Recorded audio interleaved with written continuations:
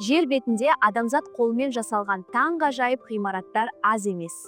Олар халықтың тарихын, мәдениетін және шеберлігін танытатын баға жетпес мұра.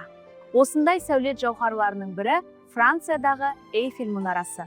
Бұл мұнара Париж қаласының басты нышанына айналған және әлемнің түкпір-түкпірінен келген туристерді өзіне тартады. Үндістан жерінде орналасқан Тадж-Махал махаббат пен адалдықтың символы. Ақ мәрмәрдан тұрғызылған бұл ғимарат өзінің әсем өрнектерімен және үйлесімді құрылымымен ерекшеленеді. Ал Қытай еліндегі Қытайдың ұлы қорғаны ежелгі дәуірден сақталған ең ірі қорғаныс нысандарының бірі. Ол халықтың бірлігі мен төзімділігін білдіреді. Қазіргі заман сәулет өнерінің жетістігі ретінде Бурдж-Халифа аталады. Бұл әлемдегі ең биік ғимарат адам мүмкіндігінің шексіздігін дәлелдейді. Осы ғажайып ғимараттардың барлығы адамзат өркениетінің даму жолын көрсетіп, келешек ұрпаққа рухани мұра болып қала береді.